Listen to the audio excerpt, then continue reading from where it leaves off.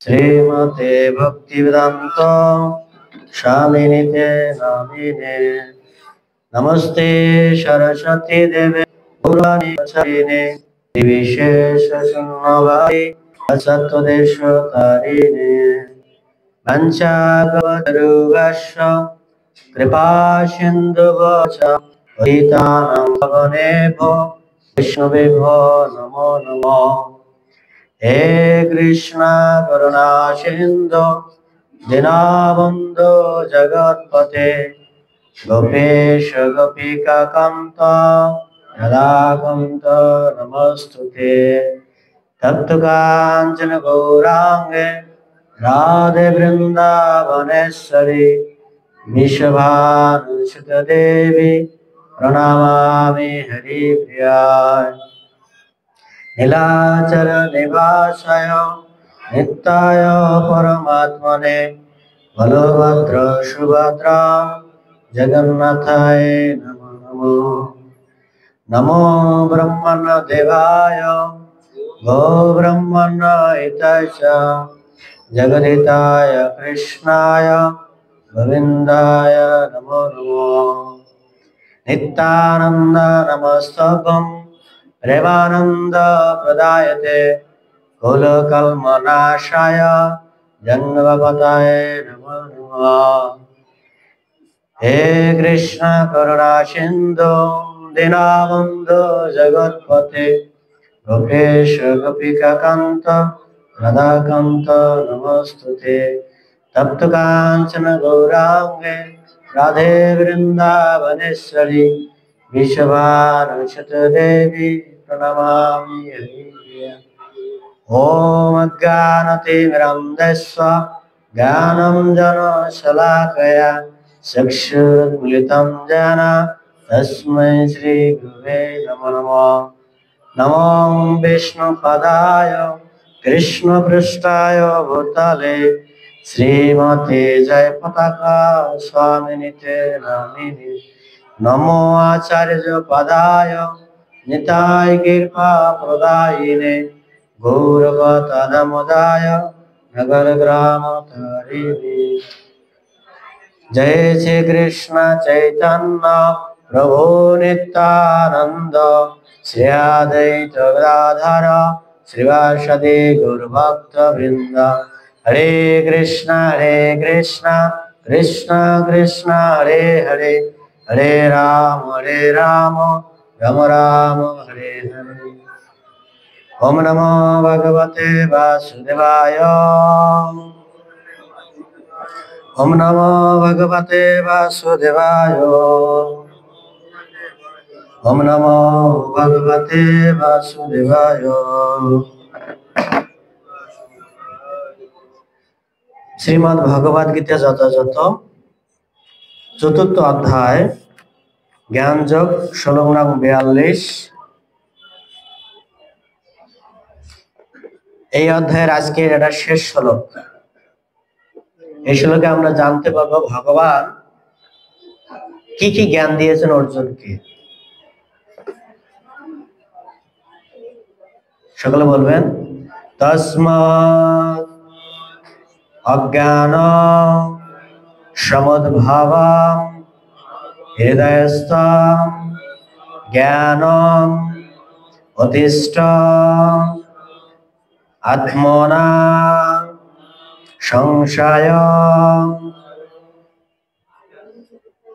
যোগ অতিষ্ঠ ভারত। ঠিক আছে, শ্রবণ করুন। তস্মদ জ্ঞানম সমদ্ভাবম হৃদয়স্থ জ্ঞানম আত্মনা চিন্নম সংশয় জগতিষ্ঠম ভারত। উক্ত শ্লোকের শব্দের অর্থ তস্মদ অতএব অজ্ঞান সমদ্ভাবম অজ্ঞান থেকে উদ্ভাব হৃদয়স্থ হৃদয় অবস্থিত জ্ঞানম জ্ঞান আসীন খড়গের দ্বারা আত্মন আত্ম ছিন্ন ছিন্ন করেন এমন এই সংশয় সংশয় যোগম যোগের অতিষ্ঠম অধিষ্ঠিত হও, উত্তিষ্ঠ যুদ্ধ করার জন্য উঠে দাঁড়াও। ভারত, হে ভরতবংশীয়। ধন্যবাদ, সকলে বলবেন। অতএব হে ভারত, তোমার হৃদয়ে যে অজ্ঞানপ্রসূত সংশয়ের উদয় হয়েছে তা জ্ঞানরূপ খড়গের দ্বারা ছিন্ন করো। যোগ আশ্রয় করে যুদ্ধে করার জন্য উঠে দাঁড়াও।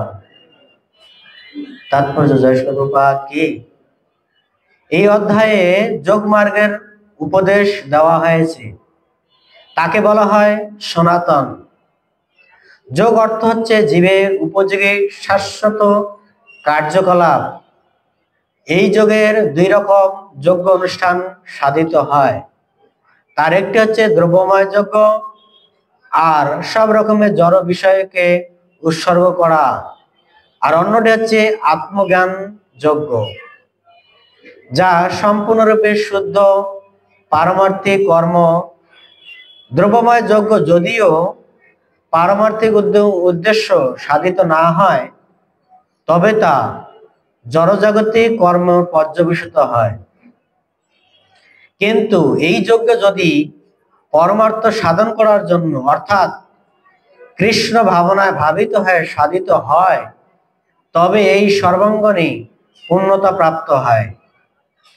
পারমার্থিক কর্মে দুটি ভাগে বিভক্ত: নিজের স্বরূপকে যথার্থ উপলব্ধি করা, পরম পুরুষোত্তম ভগবান প্রকৃতি তত্ত্ব উপলব্ধি করা। ভগবদ গীতায় যথার্থ জ্ঞান লাভ করলে এই দুটি তত্ত্বকে অনায়াসে উপলব্ধি করা যায়। তখন অনায়াসে উপলব্ধি করা যায় যে জীবাত্মা ভগবানের অবিচ্ছেদ্য অংশ।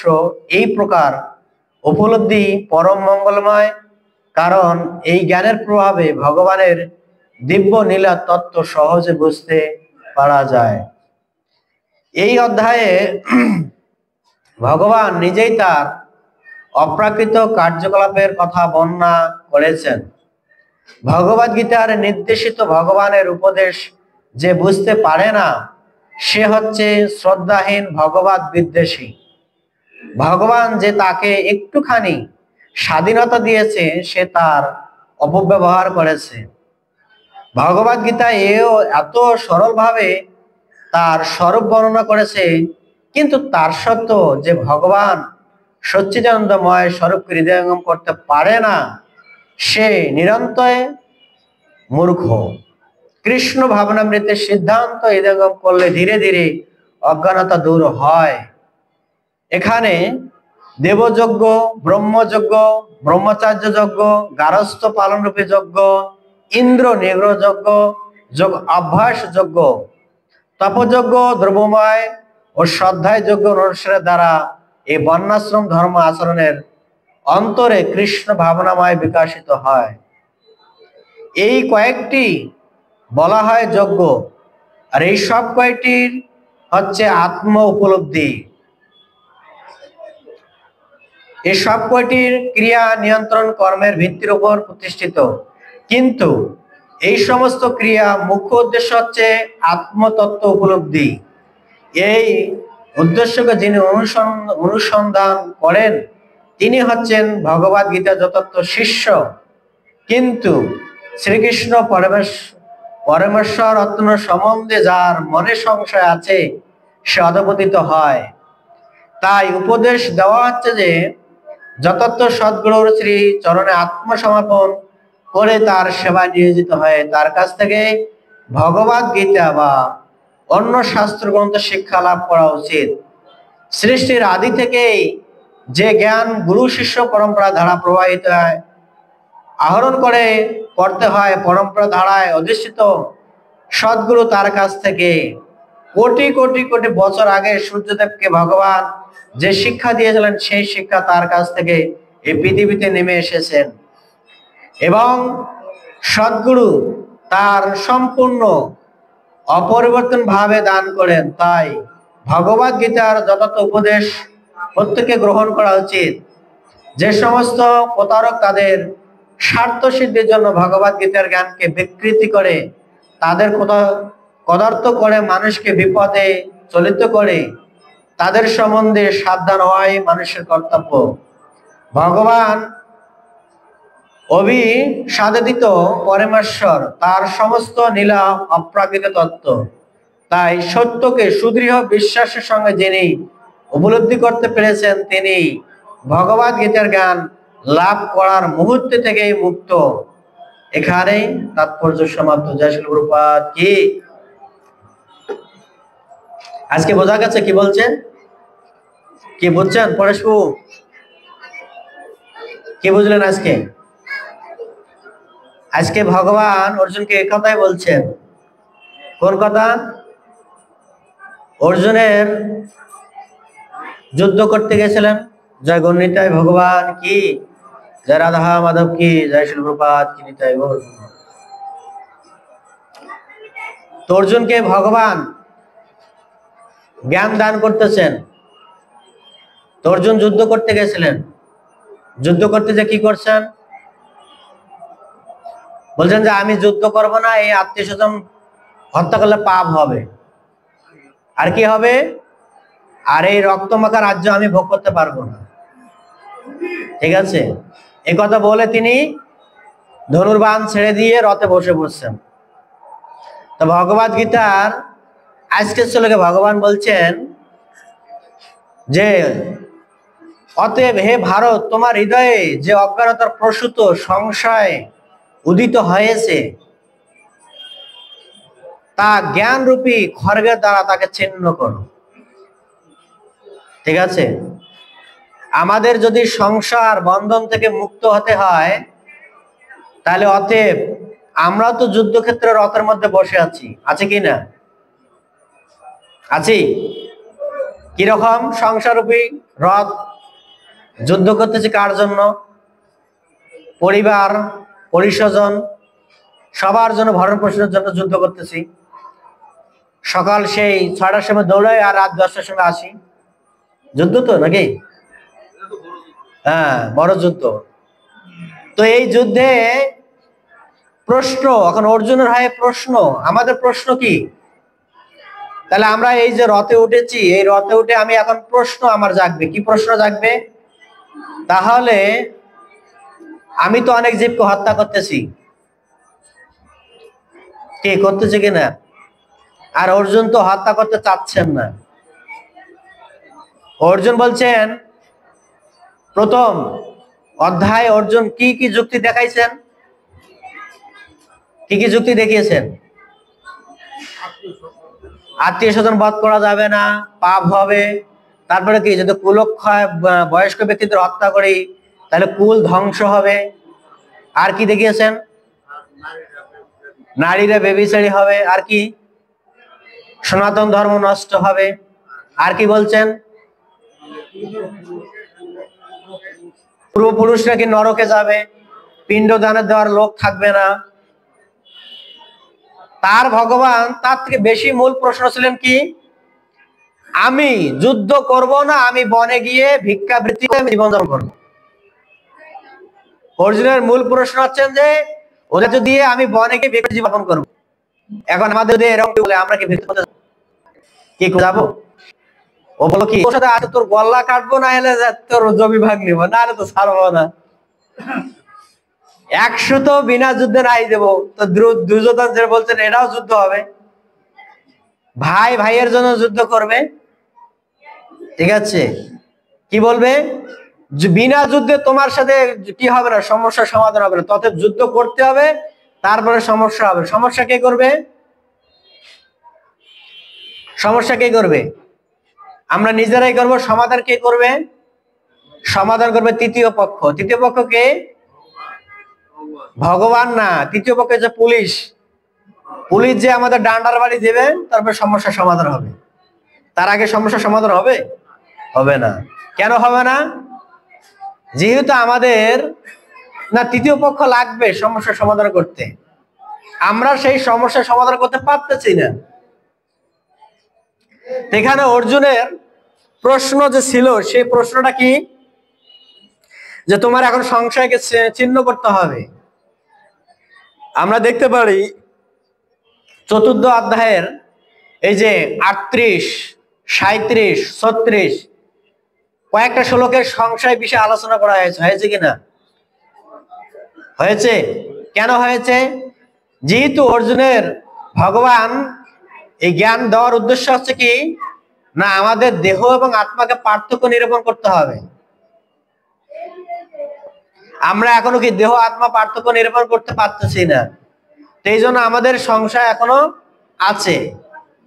কিন্তু অর্জুনের যখন এরকম জ্ঞান দিয়েছেন ভগবান, তখন তার কি হয়েছেন, তার দেহ এবং আত্মার পার্থক্য বুঝতে পারছেন। এখন বুঝতে পারে অর্জুনকে বলছেন তুমি কি করো, খড়গে জ্ঞান রূপী খড়গের দ্বারা তোমার সংশয়কে ছিন্ন করো। তারপরে কি বলছেন, যোগ আশ্রয় করে যুদ্ধ করো। দেখছেন, যুদ্ধটাকেও ভগবান যোগ আশ্রয় করতে বলছেন। আমাদের ভগবদ গীতা কয়টা অধ্যায় আছে? কয়টা অধ্যায় আছে? 18টা। তা 18 অধ্যায়ের নাম কি মনে আছে? আর 18 অধ্যায়ের লাস্ট দিকে কি থাকে? লাস্টে কি? বিষাদ যোগ, সাংখ্য যোগ, জ্ঞান যোগ, কর্মযোগ, কর্ম সন্ন্যাস যোগ, সবে কিন্তু যোগ দেওয়া আছে। কেন যোগ দিয়েছেন ভগবান? না এজন্য দিয়েছেন আমাদের সবকিছুতে যুক্ত করতে হবে। কাকে? ভগবানকে যুক্ত করতে হবে। এখানে বলছেন অর্জুনকে যোগ আশ্রয় হয়ে যুদ্ধ করো। যুদ্ধটা একটা যোগ আশ্রয়। ক্ষত্রিয় ধর্ম কি? ক্ষত্রিয় ধর্ম যুদ্ধ করা। তাই ওর ভগবান বলছেন যে দেখো এই যুদ্ধটা করতে হচ্ছে, এটাও একটা যোগ। কি যোগ? না এটা হচ্ছে ক্ষত্রিয় ধর্মের যোগ। আর এই যোগ করলে তুমি কি করবে? মুক্তির আশ্রয় প্রাপ্ত হবে। এখানে ভগবান প্রভুপাদ তাৎপর্য ব্যক্ত করেছেন, কয়েকটা যজ্ঞের দৃষ্টান্ত দিয়েছেন। কি কি দিয়েছেন দেখেন। এখানে বলছেন যে আছে দেবযজ্ঞ, তারপরে আছে কি বলছেন ব্রহ্মযজ্ঞ, ব্রহ্মচার্য যজ্ঞ, তারপর আছে গৃহস্থ যজ্ঞ। এখন আমরা তো সবাই গৃহস্থ, আমরা কি যজ্ঞ করতেছি? এই যে সংসার আদি করতেছি, এই সংসার আদিটা একটা যজ্ঞ। কিরকম যজ্ঞ? আপনি গৃহস্থ জীবনে প্রবেশ করেছেন, গৃহস্থ জীবনে প্রবেশ করে মাতাজি সহ সুন্দর সংসার করতেছেন, সেখানে থেকে বংশ বিস্তার হচ্ছে কিনা? বংশ বিস্তার থেকে কি হচ্ছে না, এটা ব্রহ্মার একটা নির্দেশ আপনি ফলো করতেছেন। এই ব্রহ্মার নির্দেশ ফলো করার মাধ্যমে আপনার যোগ সাধিত হচ্ছে। কিন্তু এই যোগটা যথার্থ সাধিত কখন হবে? যখন আপনি পূর্ণাঙ্গ ভগবানকে আপনার কনভার্ট করবেন, ভগবানকে আপনি যুক্ত করবেন, তখন আপনার পূর্ণাঙ্গ এই যোগ সাধনাটা আরো সিদ্ধি প্রাপ্ত হবে। বোঝা গেল? এখানে বলছেন আমাদের যোগ সাধনাটা করতে হবে কি, গৃহস্থ যেটা আছে এটা একটা যোগ সাধনা। গৃহস্থ জীবনটা একটা যোগ সাধনা। না হলে এই যে গৃহস্থ জীবন সবাই যেতে পারে না, গৃহস্থ জীবন সবাই ধারণ করতে পারে না, বা গৃহস্থ জীবন সেটা পালন করতে পারে না।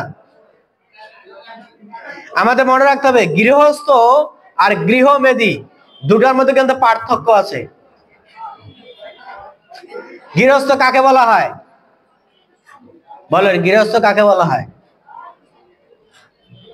স্ত্রী পুত্র সংসার আদি চাল ডাল নিয়ে একে কি গৃহস্থ? না, একে বলা হয় গৃহমেধি। গৃহস্থ কাকে বলা হয়? যিনি পরমেশ্বর ভগবান শ্রীকৃষ্ণকে তার গৃহের মধ্যে স্থাপন করা হয়, তাকে বলা হয় গৃহস্থ। আর গৃহস্থের কর্তব্য কি? না, গৃহস্থের কর্তব্য হচ্ছে সমস্ত কিছু মেনটেন করে তিনি তার আরাধ্য পরমেশ্বর ভগবান শ্রীকৃষ্ণের পাদপদ্মে তাকে কি করবেন? তার পাদপদ্মে সেবা অর্পণ করবেন। কি অর্পণ করবেন? সেবা অর্পণ করবেন। আর সেবা অর্পণ করার মাধ্যমে কি হবে? তার গৃহস্থ ধর্ম সাধিত হবে। আর যদি ভগবানকে না নিয়ে গৃহের জীবন যাপন করে, তাকে বলা হচ্ছে গৃহমেধি। কেন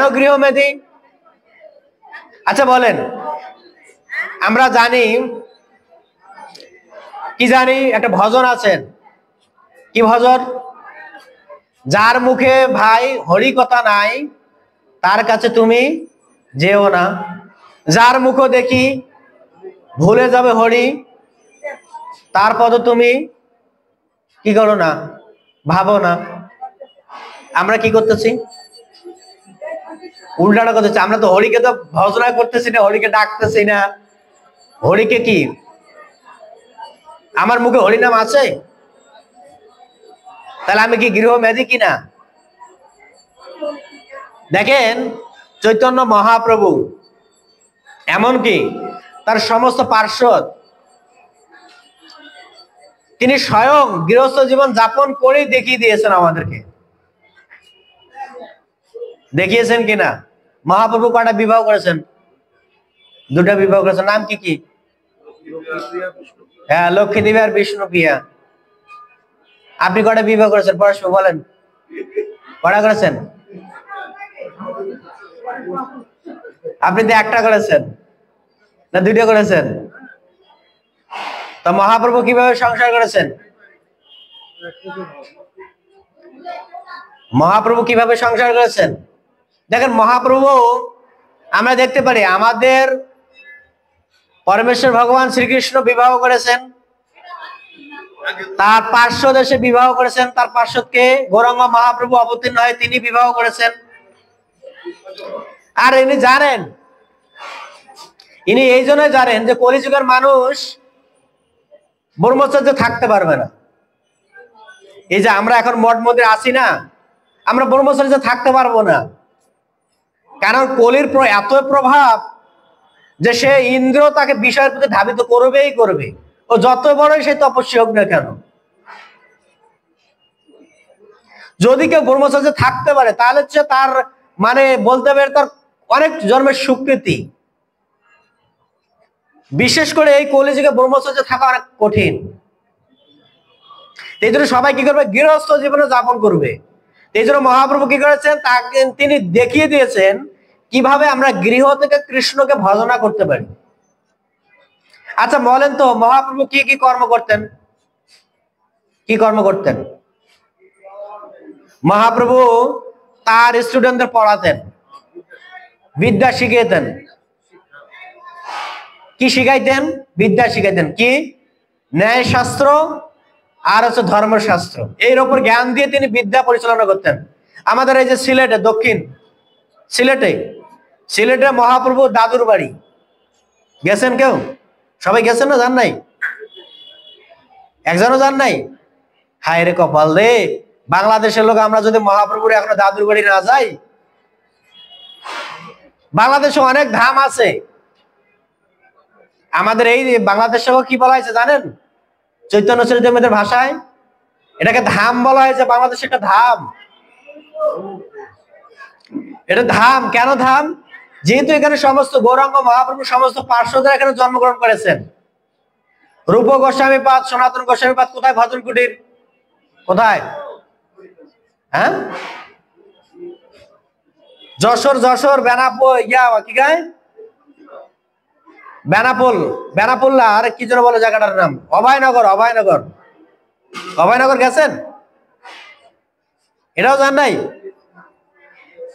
আপনাদের আমাদের ইসকন থেকে প্রত্যেক মাসে না প্রত্যেক বছরে একটা করে ট্যুর যায়, বাংলাদেশ ট্যুর। আপনারা ঘুরবেন। বাংলাদেশ একটা ধাম। তারপরে কি চিটাগাং আছে? চিটাগাং কোথায়? চিটাগাং আছে বাসুদেব দত্তের ভজন কুটির। তারপরে চিটাগাং এর ভিতরে মুকুন্দ দত্তের ভজন কুটির। বাংলাদেশ একটা ধাম, খিচুড়ি ধাম। উত্তরবঙ্গ নরোত্তম দাস ঠাকুরের কি ভজনতলি। আমরা আর কত বাংলাদেশের মানুষ কত ধামের মধ্যে বাস করে, আমরা এখনো ধাম ঘুরতে পারতেছি না। বাংলাদেশ একটা ধাম, এত সুন্দর ধামের মধ্যে থেকে যদি আমরা ভজন করতে না পারি তাহলে তো গেল। হরে কৃষ্ণা। কথা হচ্ছে কেন? বাংলাদেশে এত সুন্দর একটা ধাম থেকে আসলে আমাদের ভাগ্যটাই কত খারাপ। দেখেন বিদেশিরা বিদেশিরা তারা আমেরিকা পাড়ি দিয়ে এসে এই বাংলাদেশে যত তীর্থস্থান আছে তারা ভ্রমণ করে চলে যায়।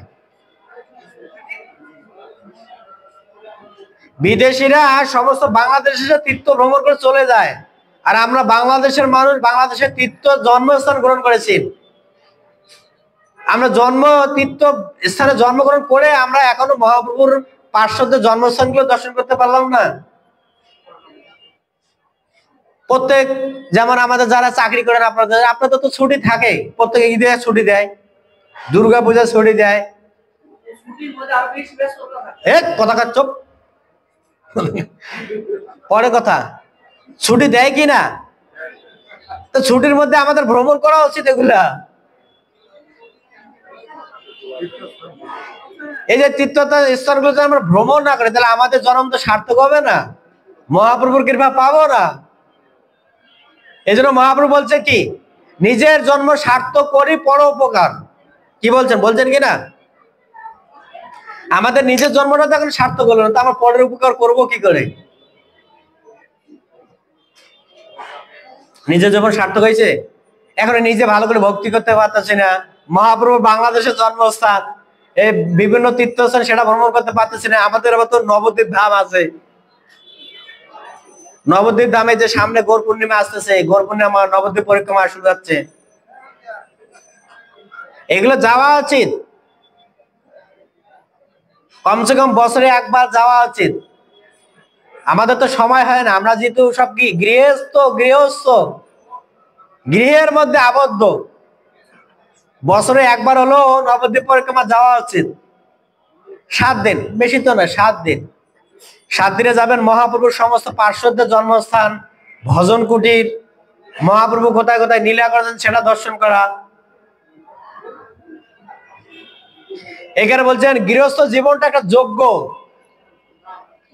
আর গৃহস্থ জীবনটা যজ্ঞ হয়, তো যজ্ঞকে আমাদের ভালো করে করা উচিত নাকি? যজ্ঞটা কি উল্টা পাল্টা করলে যে ফল পাবো? যজ্ঞ মানে কি? যজ্ঞ মানে স্ট্রংলি করতে হবে না। আমাকে যজ্ঞ, গৃহস্থ জীবন যেহেতু যজ্ঞ চাই, আজকে জানছেন কিনা? আজকে জানবে যে গৃহস্থ জীবনটা যজ্ঞ, তো যজ্ঞটা আমাকে কঠিন ভাবে তপস্যা করা উচিত, যে এই যজ্ঞে আমি সফলতা লাভ করতে পারি। একটা কাহিনী আছে ভাগবতমে, কাহিনীটা হচ্ছে এরকম, রাজার নামটা মনে নাই, তিনি কন্যা দান করে ভগবত ধাম ফিরে গেছেন। জানেন, এই যে আমরা কন্যা দান করি না, বিবাহ দেই না, এটা একটা যজ্ঞ, এটা মনে রাখেন। যদি কেউ কন্যা দান করে, তার সাথে যথার্থ উপহার তাকে সেই কন্যাকে ভেট করে, সেই যজ্ঞের মাধ্যমে সে ব্যক্তি ভগবত ধাম ফিরে যেতে পারে।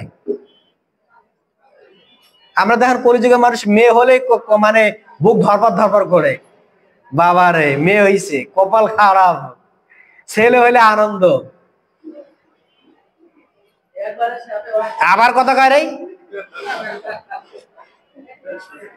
এ কন্যা দান করে দেখেন সেই মহারাজ, ভাগবতমের কাহিনী, এটা আমার কাহিনী না, ভাগবতমে এই মহারাজের দ্বারা বিন্দুর সর্বা সৃষ্টি হয়েছিলেন। এই মহারাজের 60টা না কয়টা কন্যা ছিলেন, তিনি এই কন্যা ভগবানকে দান করেছেন।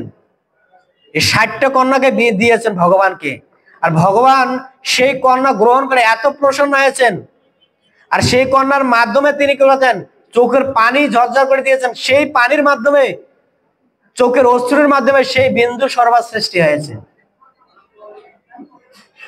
আর সেই বিন্দু সরোবরে আপনি হিমালয় গেলে দেখতে পাবেন সেই বিন্দু সরোবর এখনো আছে। যদি কেউ একবার স্নান করে তাহলে তার সমস্ত মোহ কেটে যাবে। এই যে আমাদের এখানে একটা ট্যুরের দিয়েছেন, দক্ষিণ ভারত ট্যুর, সেখানে কি কয় হিমালয় পর্বতের নাম লেখা আছে, দেখবেন ট্যুরটা লেখা আছে, চললে 1 মাসের ট্যুর। কেননা যেহেতু ভগবান এই গৃহস্থ জীবনটা একটা যজ্ঞ, আর যজ্ঞটা মানে কি, যজ্ঞকে আমাদের হেলাই করলে হবে না, যজ্ঞ আমাদের সুন্দরভাবে একদম নিষ্ঠার সহিত পালন করা উচিত। তারপর কি বলছেন, ব্রহ্মচর্য যজ্ঞ, ব্রহ্মচর্য যেহেতু আমাদের করা উচিত। একটা ছেলে একটা ছেলে 1 থেকে 25 বছর অবধি যদি সে কঠোর ব্রহ্মচর্য ব্রত পালন করে, তাহলে সে যা চাবে তাই প্রাপ্ত হবে। এটা আমার কথা না, এটা ভগবান কৃষ্ণ নিজেই তার দেখিয়ে দিয়েছেন। কেন দিয়েছেন? ব্রহ্মচর্য একটা তপস্যা, কঠিন তপস্যা। যদি কেউ 1 থেকে 25 বছর কঠোর ব্রত পালন করতে পারে ব্রহ্মচর্য, তাহলে সে যা চাইবে তার বাক্য সিদ্ধি হবে, সে যা চাবে তাই প্রাপ্ত হবে। তারপরে কি 25 থেকে 50 হচ্ছে গৃহস্থ জীবন, একটা তপস্যা। গৃহস্থ জীবনটা হচ্ছে যজ্ঞ, সেই যজ্ঞটা কি কঠিন ভাবে পালন করতে হবে। এখানে কোনো অনাচার যদি সৃষ্টি হয়, সেই অনাচারের জন্য তাকে নরকে যন্ত্রণা ভোগ করতে হবে। আমাদের গৃহস্থ জীবনে তো কতই অনাচার হচ্ছে, আমাদের গৃহটাই তো অনাচার। আমরা ভজনে গাই, কৃষ্ণের সংসার করো ছাড়ি অনাচার, কিন্তু আমরা কৃষ্ণের সংসারে কি করতেছি? বেশি করে আরো অনাচার করতেছি কিনা? কি অনাচার করতেছি? ভগবান যেটা বলছে তার উল্টাটা করতেছি, বলছে কিনা? তাই জন্য ভগবান আমাদের গৃহে যায় না, এই জন্য গৃহের মধ্যে শান্তি নাই। শান্তি আছে? কেন শান্তি নাই? যেহেতু এখন গৃহগুলো সব অনাচার হয়েছে। আচ্ছা দেখেন তো, যে গৃহটা কৃষ্ণের সংসারে যদি অনাচার না থাকে, সেই গৃহটা সুখে আছে কিনা? ভাগবতে এরকম দৃষ্টান্ত আছে, এরকম অনেক দৃষ্টান্ত আছে। কার কার দৃষ্টান্ত লাগবে বলেন? অম্বরীশ মহারাজ, তিনি তো 108টা বিবাহ করেছেন। তার গৃহে কোনোদিন শুনেছেন যে তার গৃহে কোনোদিন কলহ হয়েছে? পৃথু মহারাজের নাম শুনেছেন? পৃথু মহারাজ তিনি বিবাহ করেছেন, তার গৃহে অনাচার হয়েছে? হয় নাই। কেন হয় নাই? কিন্তু আমাদের গৃহে কেন অনাচার? আমাদের গৃহে কেন ঝগড়া? আমাদের গৃহে কেন মারামারি? আমাদের গৃহে কেন কাটাকাটি? কারণ আমাদের গৃহটাই অনাচারের থেকে শুরু। আমাদের গৃহটা কি পবিত্র? আজকে বলছে গৃহটা হচ্ছে যজ্ঞ, যজ্ঞ যদি হয় তো যজ্ঞ যেখানে অনাচার হচ্ছে সেখানে কি করে আপনি শান্তি মানে আশা করেন? যজ্ঞ যদি করতে হয়, যজ্ঞ করতে গেলে কি আমাদের পরিষ্কার পরিচ্ছন্ন হয়ে করা উচিত কিনা? আপনি যখন একটা সাধারণ যজ্ঞ করবেন, আপনি ধুতি পরবেন, তিলক পরবেন, মালা দেবেন, একদম সাধু সেজে আসবেন, তাহলে না যে সেই যজ্ঞের ফল পাচ্ছেন। আর সাধুরা তো আপনাকে সেটাই বলতেছেন, ভালো করে যজ্ঞ করো, ভালো করে যজ্ঞ করো, ভালো মন্ত্রে আহুতি দাও। কে দিচ্ছি? আমরা কি করতেছি? সার উল্টাটা করতেছি, যেটা আনা দরকার না সেটাই গৃহে আনতেছি। রক্ত গৃহে নিয়ে আসতেছি, আর যে গৃহে রক্ত আসে সেই গৃহে তো একদম পিশাচ। যেখানে পিশাচ থাকে সেখানে কি দেবতা থাকতে পারে? থাকতে পারে? যেখানে ভূত থাকে সেখানে কি শিব থাকতে পারে?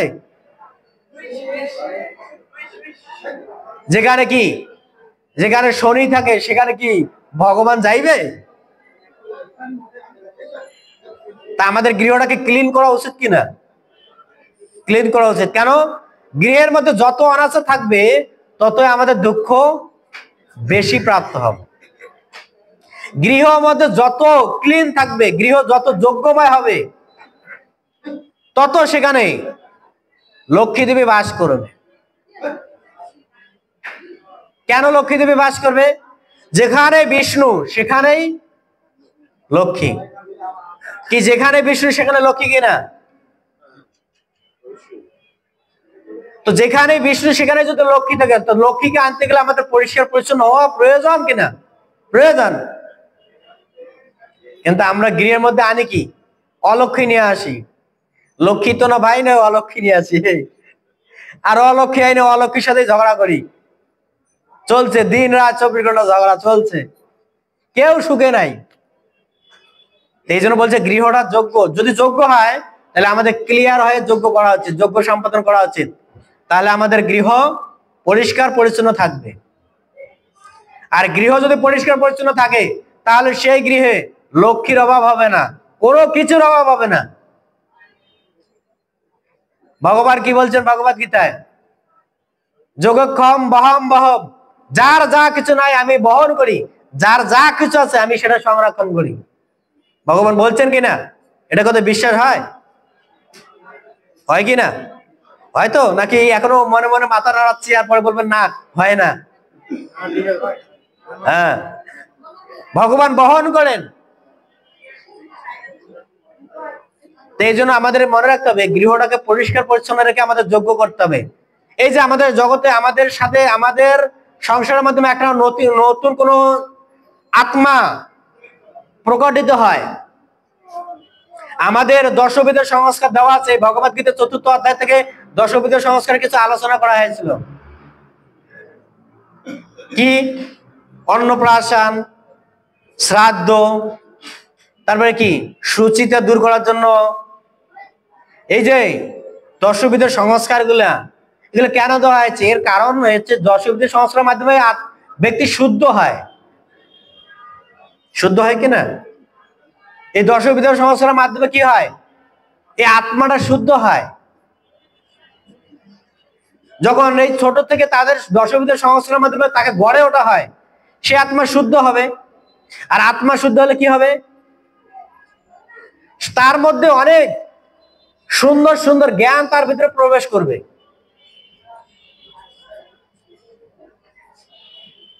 যেহেতু এজন্যই জ্ঞান প্রবেশ করবে, যেহেতু তার আত্মাটা শুদ্ধ থাকে। কিন্তু আমরা তো দশবিধ সংস্কার তো দূরের কথা, আমাদের সন্তান কিভাবে আসবে আসলেই হয়ে গেল, কোনো মতেই ছাড়তে পারলেই হলো। এজন্য বাচ্চা কি হয়? চেতনাটা বিকশিত হয় না। এজন্য আমাদের দশবিধ সংস্কার গুলা সব বিলুপ্ত হয়ে গেছে। কিন্তু এখন ইসকনের মাধ্যমে কিছুটা প্রকাশিত হচ্ছে। আগেরকার মানুষ জানতো না যে কি কয় দেহ রাখলে পিণ্ডদান দিতে হয়। জানতো, সেটা উল্টা পাল্টা জানতো, উল্টা পাল্টা ব্যবহার করতো।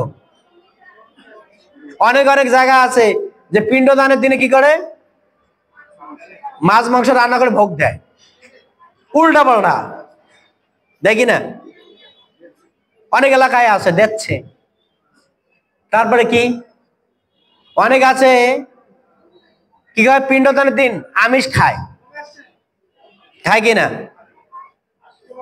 খাচ্ছে। এই যে উল্টা পাল্টা গুলো জানতেছে, এই জন্যই আমাদের সমস্যা। এই যে দশবিধ সংস্কার এখন এই কিছুটা পরিবর্তন হচ্ছে, এখন কিছুটা জানতেছে না। একটা আত্মাকে যদি উদ্ধার করতে হয় তাহলে ভগবত প্রসাদ নিবেদিত করতে হয়, হয় কিনা? আর যদি ভগবত প্রসাদ নিবেদিত করতে হয় তাহলে আমাদের কি করতে? শুদ্ধ হওয়া প্রয়োজন। এখন কিছুটা মানুষ শাস্ত্র গ্রন্থ অধ্যয়ন করে কিছুটা জানে, সেজন্য বলছেন। তারপরে কি বলছেন? তারপর বলছেন ইন্দ্র নিগ্রহ যজ্ঞ। আমাদের ইন্দ্রিয় আছে। আগেরকার মুনি ঋষিরা তাদের এখানে বসে আপনার পৃথিবীর সমস্ত কোণায় কি হবে না হবে তা বলে দিতে পারতেন। আর আমরা এখন কি এখানে বসে আছি বটে, কালকে কি খেয়েছি সেটা বলতে আমার 1 ঘন্টা ভাবতে হবে। কি ভাবতে হবে কিনা? 1 ঘন্টা ভাবতে হবে, তারপরও মনে হবে কিনা তার সন্দেহ আছে। ভেবে ভেবে বলতে হবে। কি রান্না করেছিল যেন, কি রান্না করেছে একটা ফোন করে জিজ্ঞাসা করে মাথা চিড়ে কি রান্না করেছিল। কিন্তু আগেরকার মুনি ঋষিরা এক জায়গায় বসে তারা সবকিছু দর্শন করতেন, সবকিছু বলে দিতেন। কারণ কি? তার কারণ হচ্ছে তাদের ইন্দ্রিয়গুলি কন্ট্রোলে ছিলেন। তাদের ইন্দ্রিয়কে যেমন ভাবে ইচ্ছে তেমন ভাবে ব্যবহার করতেন। আমাদের ইন্দ্রিয় তো আমরা যেমন ভাবে তেমন ভাবে ব্যবহার করতে পারি না, পারি? মন চলে এক পাশে, আত্মা চলে এক পাশে, বুদ্ধি চলে আর এক পাশে, পা চলে এক পাশে, চোখ দৌড়ে আর এক পাশে, হাত দৌড়ে আর এক পাশে, চলে কিনা? আপনারা এখানে বসে আছেন সবাই, আপনাদের মন এখানে কারো নাই, আমি 100% গ্যারান্টিতে বলতে পারি। কেন নাই আপনি কি করে বলতে পারেন? কারণ এই জন্য মন নাই। আপনারা বসে আছেন, আপনাদের মন চিন্তা চেতনায় করতেছে, কি ভাবতেছে, কি করতেছি। যেমন আজকে আমাদের এক জ্যোতিষের পাঠ দিয়েছিল সকালবেলা, বলছে মানুষ মরে আছে দুইটা কারণে, চিন্তায় মরে আর একটা চিন্তায় মরে। এখন আমরা সবাই চিন্তায় মরতেছি। কি চিন্তায় আছি? ঢাকা শহরে একটা বাড়ি হলে ভালো হয়, একটা ফ্ল্যাট কিনি, ইনকামটা বেশি বাড়াই। এটা তো কমন কথা নাকি? আমাদের চিন্তা এখন ভালো করে কি করে খাবো, ভালো করে কি করে ঘুমাবো, বৃদ্ধ বয়সে কে আমাকে দেখবে, বৃদ্ধকালে কে আমাকে দেখবে, ছেলে বউ কি দেখবে কি দেখবে না। এখনকার টেনশন হচ্ছে এটা। যাদের 50 হয়ে গেছে বা 40 হয়ে গেছে, গণিতে ভগবান কি, তো যাদের 50 বা 40 হয়ে গেছে তাদের চিন্তা চেতনা কি, বয়স্ক কালে কে আমাকে দেখবে, তার চিন্তা চেতনা এটা। আর যারা ইয়ং আছে তাদের চিন্তা চেতনা কি, তাদের চিন্তা চেতনা এটা বিবাহ করতে পারলে মানে সুখী হব। ঠিক আছে, যারা বিবাহ করেছে তাদের চিন্তা চেতনা গৃহ থেকে মুক্তি পেলে সুখী হব, ঠিক না? বিভিন্ন জনের বিভিন্ন চিন্তা চেতনা নিয়ে বসে আছি।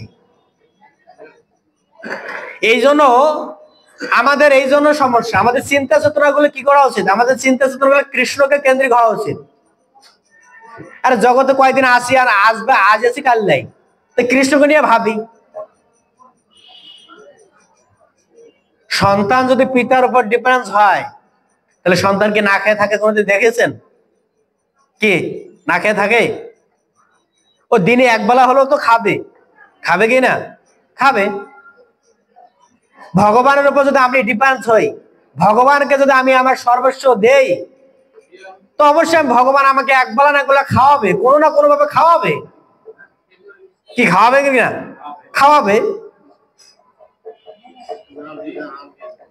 এজন্যই আমাদের ভগবানের উপর ডিপেন্ড হওয়া উচিত, ভগবানকে আমাদের সবকিছু সমর্পণ করা উচিত। আপনি এত চেষ্টা করেন, আপনি চাইলে আপনি কি সুখী হতে পারবেন? ভগবান যদি না চায়।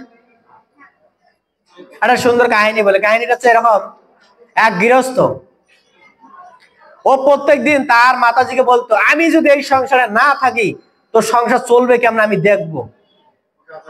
ঠিক আছে, আর মাতাজি বলো তুমি গৃহ থেকে বেরো না, তুমি এখনো বেরো, দেখি সংসার চলে কিনা, আমি চালাতে পারি কিনা। ঠিক আছে, তো একদিন প্রভু রাগ করে বেরিয়ে গেছেন। তো রাগ করে বেরিয়ে গেছেন, 1 মাস 2 মাস কোনো খোঁজ খবর নাই। ঠিক আছে, এদিকে মাতাজি একদম সুন্দর ভাবে ম্যানেজ করতেছেন সংসার, তার থেকে ভালো বেটার ম্যানেজ করতেছেন। তো একদিন 6 মাস পর সে ফিরে আসছেন। ফিরে এসে দেখেন যে আমি কি উন্নতি করতেছি, আমার থেকে তো আমার মাতাজি আরো বেশি উন্নতি করছে। ঠিক আছে, এই দৃশ্য দেখে সে বলছে, তুমি কিভাবে করলা? ভগবান দিয়েছে, তোমার ছাড়া আমি ভালো চলতে পারি, আমি দেখাই দিছি। ঠিক আছে, আমরা দেখতে পারি যে আমরা যতই সংসারে থাকি না কেন, আমাদের সংসারের প্রতি কি করতে হবে? আসক্তি ছিন্ন করতে হবে। তাহলে আমাদের কি হবে? যোগ আশ্রয় করে যুদ্ধ করতে হবে। আমরা সকলে গৃহে আছি, সমস্যা নাই, গৃহ ত্যাগ করে তো আমরা বনে যেতে পারবো না, পারবো?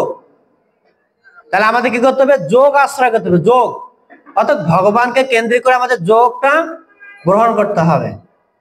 তাহলে আমরা কি করতে পারবো? সেই যোগের মাধ্যমে আমরা ভগবানকে সেবা করব। ভগবানকে সেবা করলে কি হবে? গৃহ সংসার কমপ্লিট, আর অন্তিমে ভগবত ধামেও কমপ্লিট। ক্লিয়ার কিনা? ভগবান তো চাচ্ছেন এটাই, তুমি এদিকে থাকো ওদিকে থাকো, থেকে কি করো?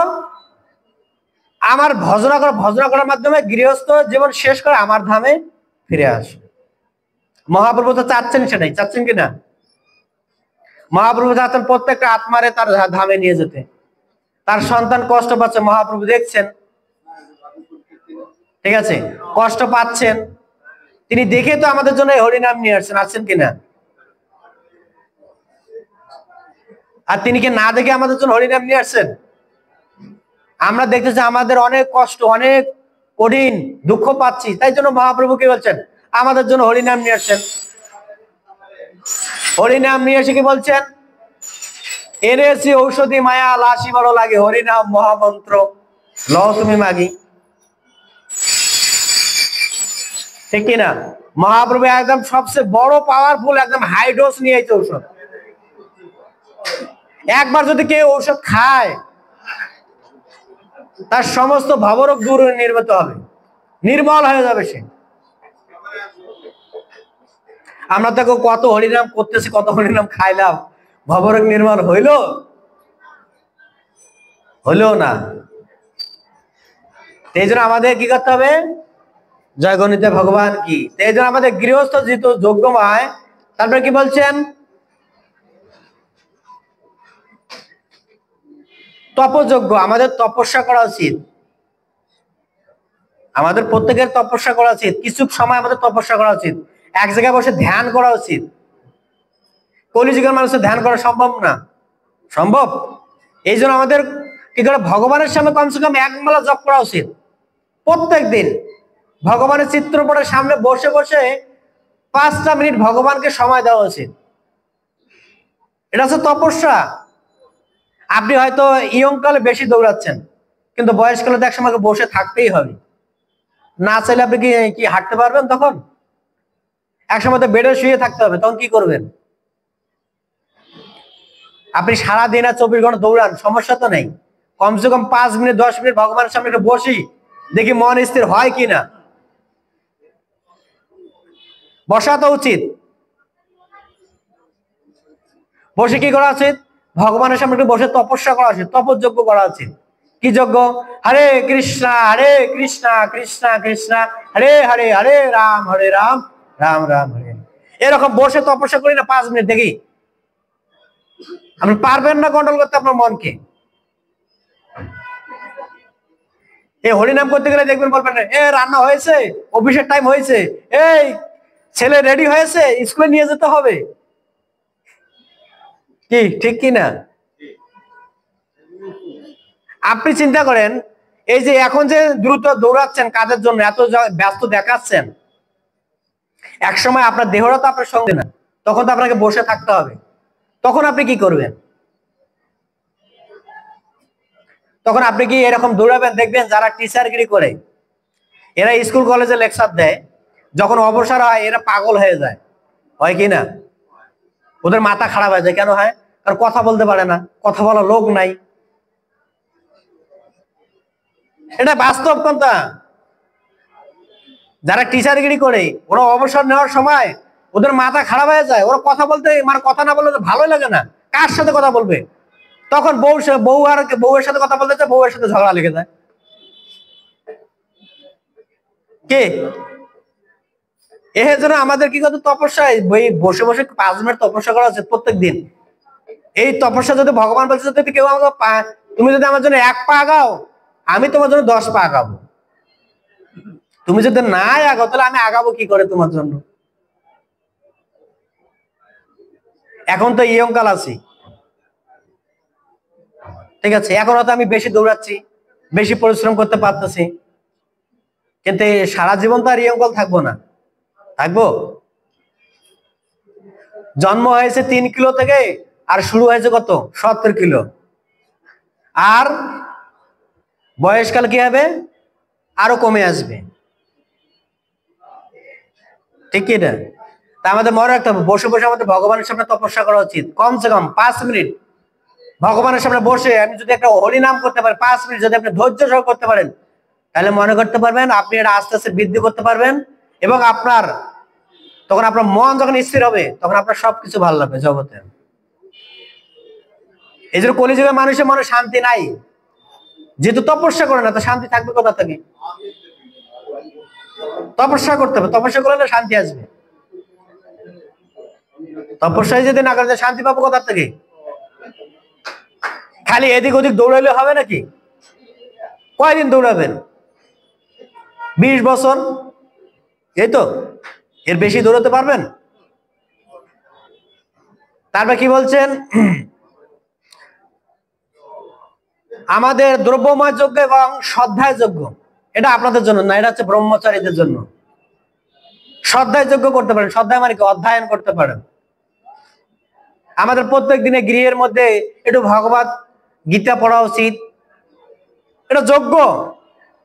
ভাগবতম পড়া উচিত, যোগ্য। আমাদের তো এখন দ্রব্যময় যোগ্য করতে গেলে টাকা লাগবে, টাকা লাগবে কিনা? ঘি কিনতে হবে, কাঠ কিনতে হবে, লাকড়ি কিনতে হবে, ইট কিনতে হবে, বালু কিনতে হবে, সিমেন্ট কিনতে হবে। শ্রদ্ধায় যোগ্য করা তো সম্ভব না, সম্ভব না। দ্রব্যময় যোগ্য করা তো সম্ভব না, সম্ভব না। তো আমাদেরকে শ্রদ্ধায় যোগ্য করতে পারি। 5টা মিনিট ভগবানের সামনে একটু ভগবত গীতা পড়লাম, একটু ভাগবতম পড়লাম, এরকম যদি আমরা অধ্যয়ন করতে পারি তাহলে আমাদের মন স্থির হয়ে যাবে, অটোমেটিক স্থির হয়ে যাবে। আরে ভগবান অর্জুনকে বলছেন, যার মন স্থির তার মন বন্ধু, আর যার মন স্থির না তার মনে তার শত্রু। আমার বাইরে কি শত্রু আছে? আমার বাইরে কি শত্রু আছে? আমার মনটাই তো আমার নিজের শত্রু, ঠিক না? আমি আমার মন দিয়ে কাকে শত্রু ভাবি? ও ওই লোকটা মানে আমার শত্রু, এর জন্য এত কিছু হচ্ছে। ওই লোকটা চেহারা দেখলে আমার রাগ ওঠে, এর জন্য এত কিছু হচ্ছে। আরে না, আমার মনটাই তো আমার স্থির না, তা আমার বন্ধুকে বা শত্রুকে? আমার মনটাই আমার শত্রু, আমার মনটাই আমার বন্ধু। আমি আর একটা কাহিনী বলছিলাম না, কি কাহিনী বলছিলাম? লালা বাবু জগৎ সেটা কাহিনী বলছিলাম, শুনছিলেন না? তার গুরুদেব দীক্ষা দিয়েছেন কাকে? বলছে তোমার শত্রুর গৃহ থেকে যদি তুমি ভিক্ষা করে আনতে পারো তাহলে তোমাকে আমি দীক্ষা দেবো, না হলে দীক্ষা দেব না। তার শত্রু গৃহ থেকে আনতে কি 1 সপ্তাহ লাগেছে, এক মুঠ চাল আনতে যে। এটা তো তার পরীক্ষা, ঠিক আছে? এই জন্য আমাদের মনে রাখতে হবে, আমাদের শ্রদ্ধার যোগ্যটা করা উচিত। প্রত্যেকদিন বাসায় কমসে কম 5 মিনিট হরিনাম ভগবানের সামনে করতে হবে, একটু গ্রন্থ পড়তে হবে, গ্রন্থ পড়ে ভগবানকে প্রণাম করতে হবে, প্রণাম করে ভগবানকে প্রার্থনা করতে হবে। ভগবানের কাছে আমার যত দুঃখের কথা আছে আমি নিবেদন করব। ভগবানকে যদি নাই বলি, আমি যত বড় হই না কেন জগতের, কোনো লাভ হইবে না। সব খালি দৌড়াইতে দৌড়াইতে দিন শেষ। এটা শ্লোক আছে কি, লাভ না হইলো সংসার সংসার করি মিশে গেল কাল, লাভ না হইলো ঘটিল জঞ্জাল। লাভ তো কিছুই আমরা সব খালি ঘটিবে জঞ্জাল। জঞ্জাল কি বোঝেন তো আপনারা? ঠিক আছে, সংসারটা খারাপ না, কিন্তু আমি যে সংসারে থাকি সেই সংসার আমি সেটাকে শ্রদ্ধায় ব্যবহার করতে পারতেছি না, সেটা আমার জন্য জঞ্জাল। সেই অনাচারগুলো আমাদের পরিত্যাগ করে যদি আমরা সংসার করতে পারি তাহলে সংসারটা আমার কাছে বৈকুণ্ঠ ধাম হবে। যেমন কোথায় যেন আমি পড়লাম, বলছে সংসার হচ্ছে বৈকুণ্ঠ। সাধন ভজনের 3টা ধারা আছে, একটা হচ্ছে দেবতা সাধন, না একটা হচ্ছে একটা হচ্ছে স্বর্গ সাধন, আর একটা হচ্ছে বৈকুণ্ঠ সাধন, আর একটা হচ্ছে আর একটা মনে নাই, কোথায় যেন পড়ছি আমি। এই 3টা বস্তু 3 রকমের এক সংসারের মধ্যে আছে। ইন্দ্রিয় সংসার কিভাবে আসবে? দেবরাজ ইন্দ্র তো সংসার করে কিনা? তার পত্নীর নাম কি? দেবরাজ ইন্দ্রের পত্নীর নাম কি? হ্যাঁ, আমারও মনে নেই। তো দেবরাজ ইন্দ্র সংসার করতেছে, আমরাও সংসার করতেছি। অর্চি না কি নাম মনে হয়।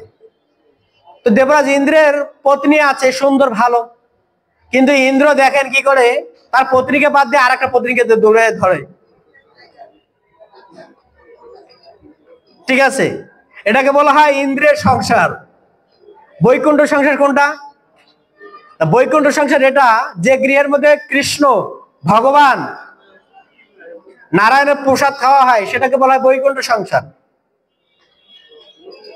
আপনি বৈকুণ্ঠ মানে ভগবানকে নিয়ে আছেন, ভগবানের প্রসাদ খাচ্ছেন, এটা হচ্ছে বৈকুণ্ঠ সংসার। বৈকুণ্ঠ কে থাকে? নারায়ণ থাকে। আর নারায়ণের সেবা কে করে? লক্ষ্মী দেবী করে। তা আমাদের গৃহে যখন আমরা সবাই বৈকুণ্ঠের সেবা করবো, কার সেবা? নারায়ণের সেবা করব। নারায়ণের সেবা করলে কি হবে? লক্ষ্মী।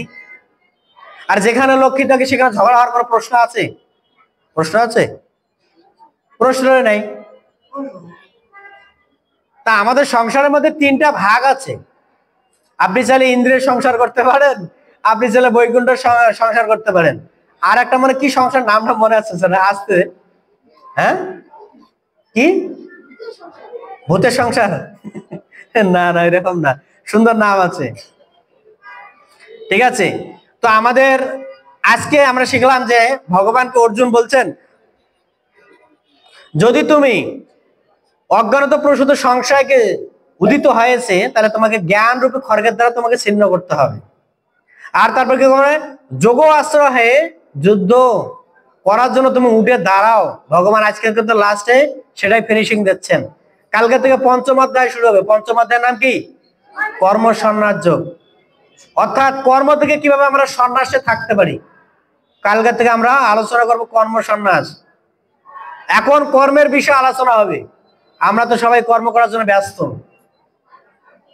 এখন কর্মের মাধ্যমে আমরা কিভাবে সন্ন্যাস গ্রহণ করতে পারি সেটা ভগবান কালকের থেকে শিক্ষা দেবেন। ঠিক আছে, এখানে আমার আলোচনা সমাপ্ত। জয় শিল প্রভুপাদ কি, জয় শ্রীমদ ভগবদ গীতা কি, জয় আনন্দ কোটি বৈষ্ণব বৃন্দ কি, জয় নিতাই গৌর প্রেমানন্দে।